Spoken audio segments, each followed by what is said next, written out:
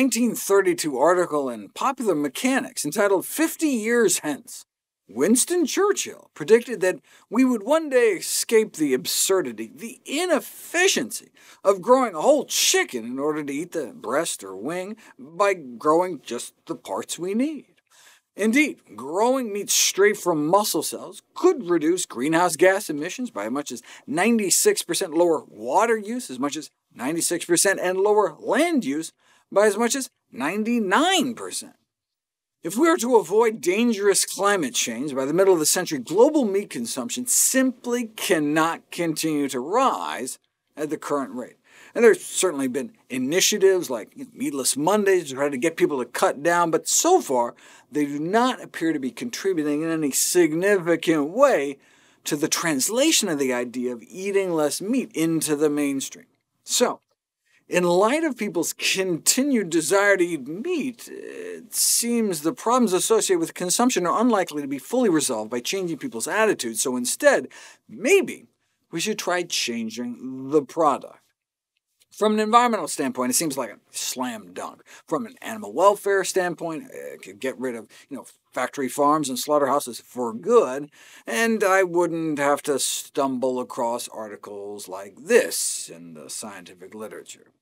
I mean, what more do you need to know about modern animal agriculture than the fact so-called ag-gag laws have been proposed and passed across the country, banning undercover photos inside such operations to keep us all in the dark.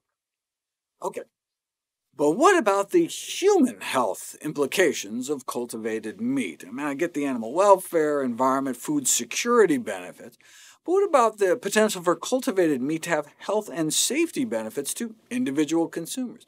Nutritionally, the most important advantage is being able to swap out the type of fat, since right now they're just growing straight muscle tissue, so you could marble it with something less harmful than animal fat, though of course you're still stuck with the animal protein.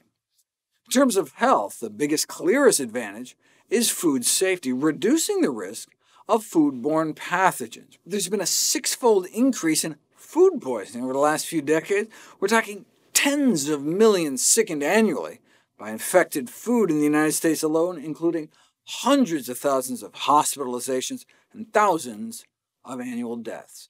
And contaminated meats and animal products are the most common cause.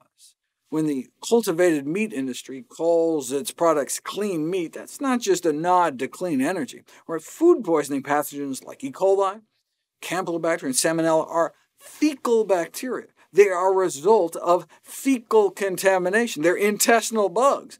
And so you don't have to worry about them if you're making meat without the intestines.